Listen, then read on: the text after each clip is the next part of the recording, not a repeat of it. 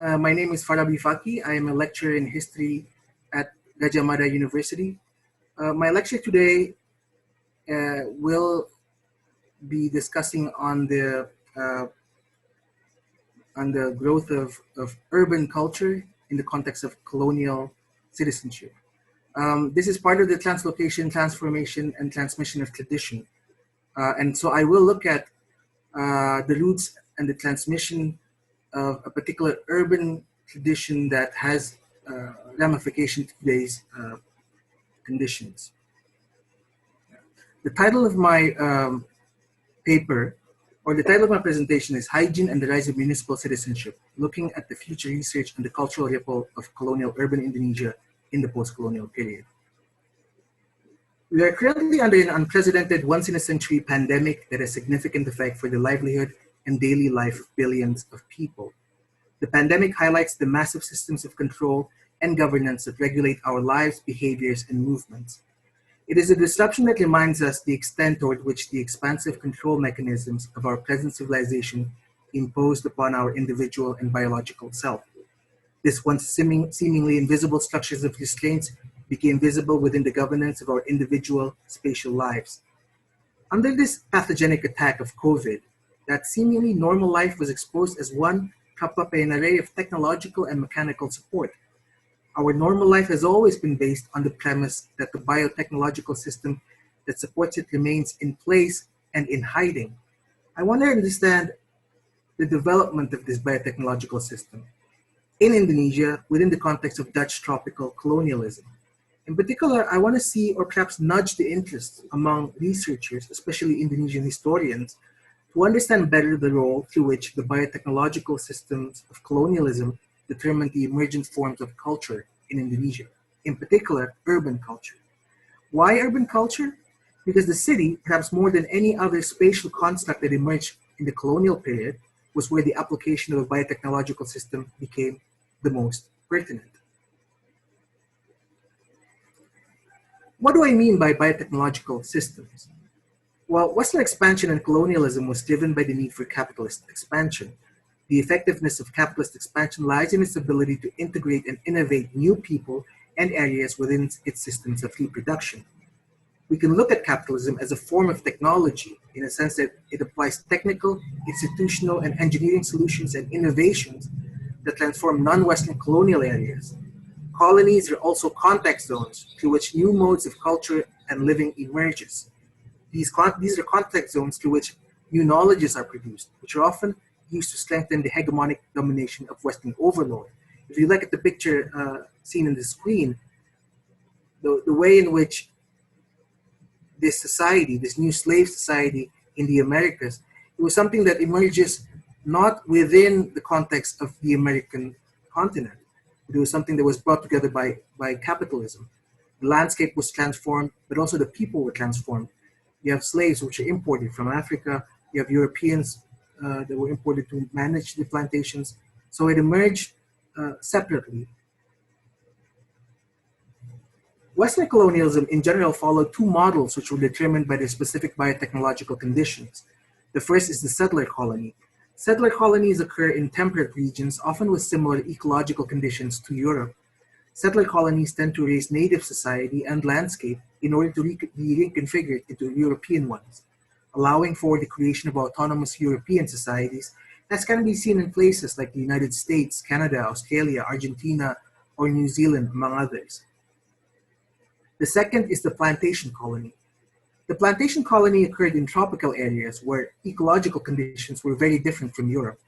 Europeans could not acclimatize easily in the tropics, and many succumbed to various tropical diseases. As a result, an autonomous reproduction of European society is not possible, and very few white Europeans would migrate to these areas. In the Americas, the plantation colony had to import laborers, mostly African slaves, and other factors of production in order to invest in the land. The society and landscape of the plantation colony emerges from this tropical enterprise, and native society is erased. In places like Java, though, the conditions took on a different route. Java being in the old world, the kinds of the erasure of native society that occurred in the Americas did not occur in Java. As we know, a lot of the natives succumbed not only through the genocides of Europeans, but through the kind of biological uh, introduction of new pathogens from the old world in which they were not immune. In places like Java, the conditions took on a different route. Instead of importing natives, the colony integrated traditional Javanese feudal society in a form of indirect rule that strengthened traditional society. This plural society conjoined the technologically advanced Western capitalist society with a feudal Javanese society. Yet something was happening by the late 19th century. Development in tropical medicine and what would then be termed as hygienic engineering was profoundly changing the conditions of the tropics. Yet something was happening by the late 19th century. Development in tropical medicine and what would then be termed as hygienic engineering was profoundly changing the conditions of the tropics. The development of the germ theory, in which microorganic pathogens were correctly understood as the reason for many diseases, and the institution of the laboratory, which would then be composed of sections that could study the presence of microorganisms, worms, blood contents, and so forth, was a technology that allowed a new level of biological governance within a controlled population.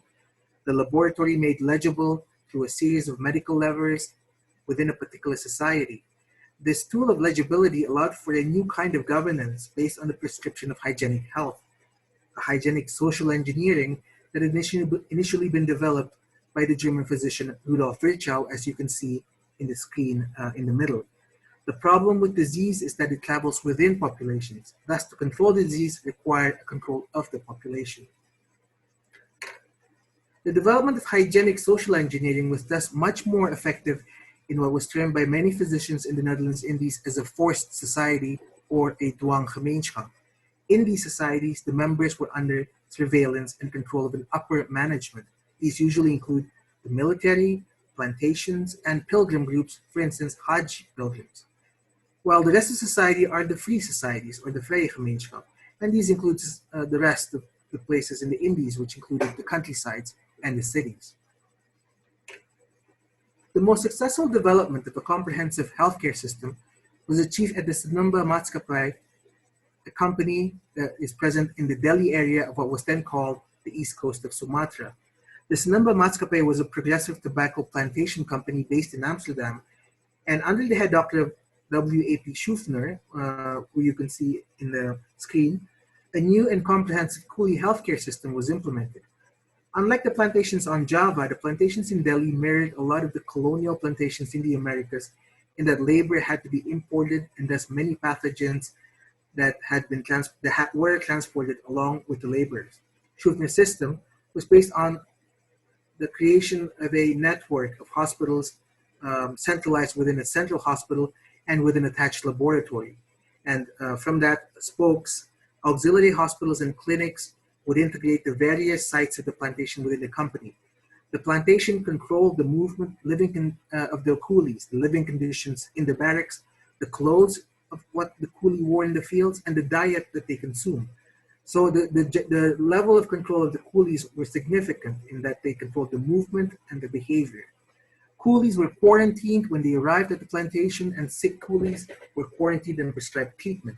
The system produced phenomenal results that saw a reduction of death rates and increased fitness in coolies. The death rate matched those in European countries, and Delhi plantations became even healthier than many Javanese cities, in fact, practically all Javanese cities. Now you can see in the graph that I placed on the screen in front of you, significant drop in the death rates of the coolies, the Senembah Maatschappij. And it is considered as part of what's called the Delhi miracle, in the sense that the application of this systemic healthcare system truly had a wonderful result in reducing the death rate. The success of this hygienic regime in Delhi was noticed by Batavia, and they wanted to replicate its success to other parts of the country, in particular in Java. Schuffner himself would move to the Public Healthcare Service office in Batavia in 1914. Yet the application of a hygienic regime required the kind of control of the population that the Dwanggemeenschap had, but that had produced problems in the vrije gemeenschap of Java. There was little institutional means for the surveillance and control of the large and mobile population of the Javanese cities and countryside. So if you see on the left, this is a schematic that was designed by Dr. Van Lochem, who was head of the public healthcare service, and he based this on the application of the healthcare system in Senembah.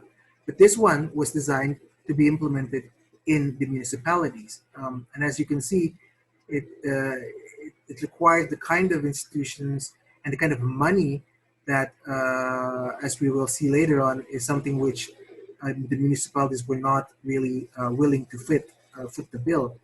On the right-hand side, this is the laboratory which was present in Medan as part of the central laboratory of the Farabi Maatschappij. There was one place which offered the potential for the application of such a system in a free society, and that is the municipalities.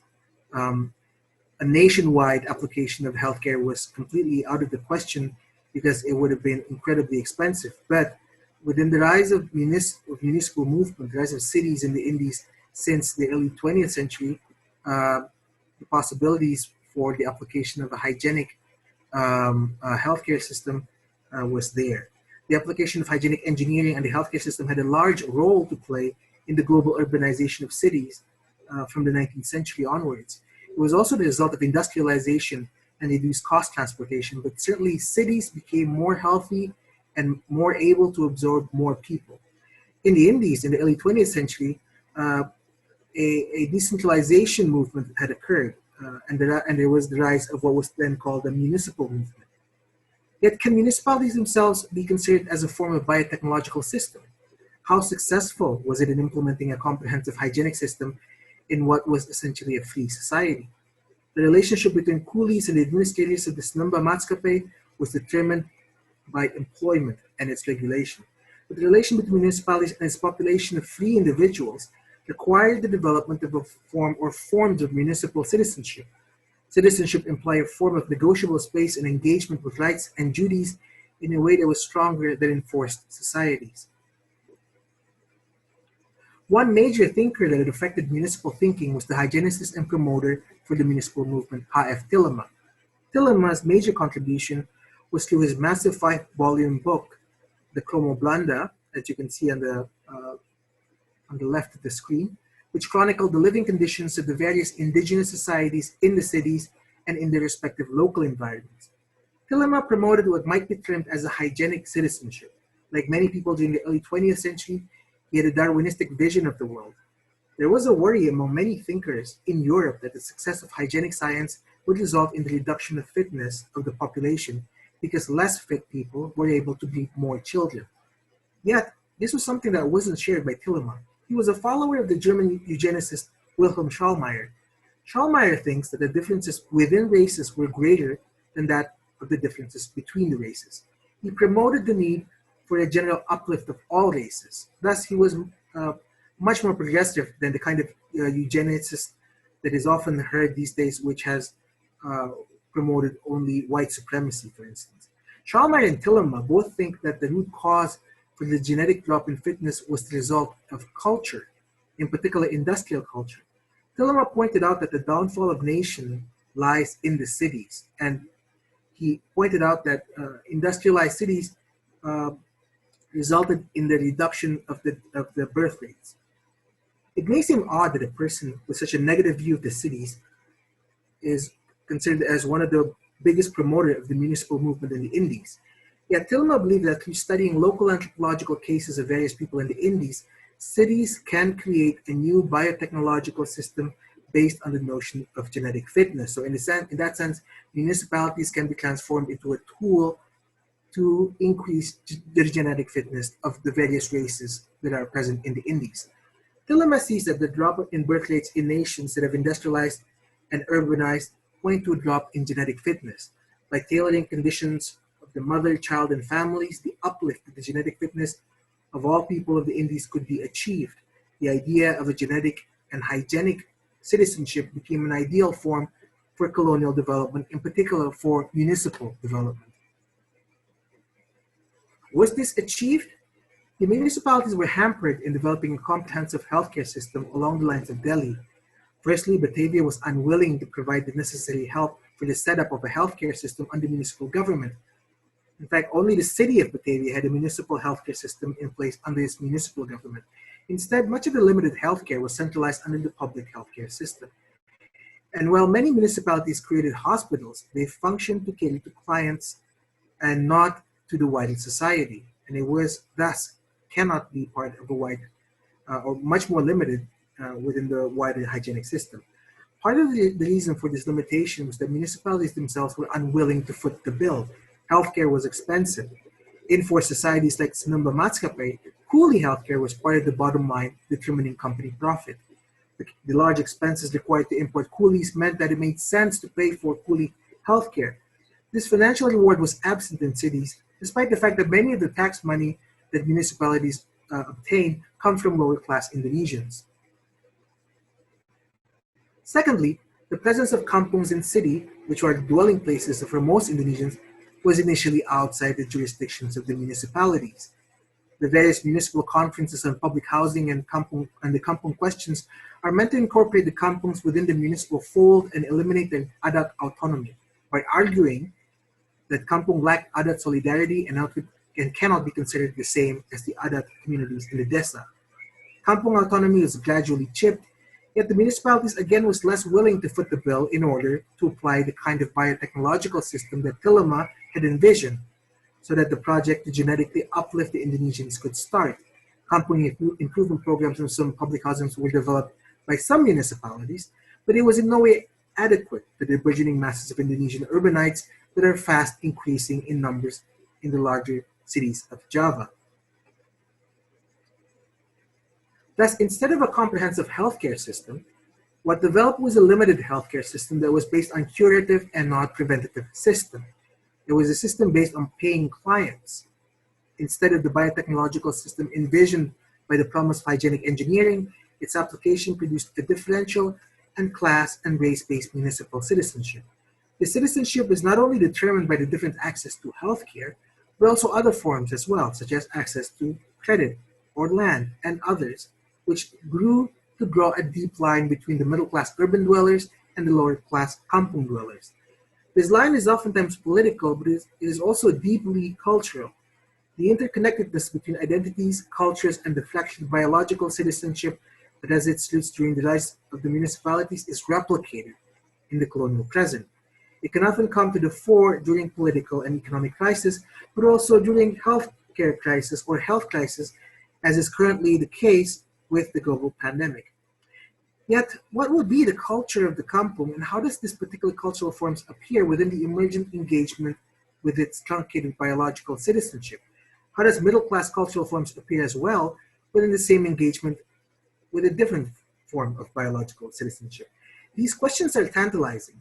I believe that tracing these developments would represent a fruitful inquiry to understand the post-colonial effect of these path-dependent development of the late colonial biotechnological system and citizenships within cities.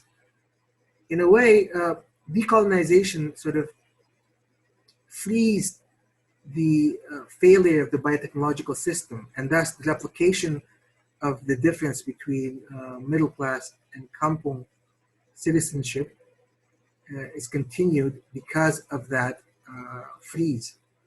Cities thus remain the hotspot for viral spread, and understanding the way in which cultural engagement with the disease may be determined by the long colonial roots of biological citizenship, and this may open a deeper understanding of their differential resilience in the face of the crisis. Thus, my last words for this is that I encourage the continuation of studies in understanding how biotechnological systems, the colonial period, determined or developed within the context of these different urban cultures that appeared in the post-colonial period. Thank you very much.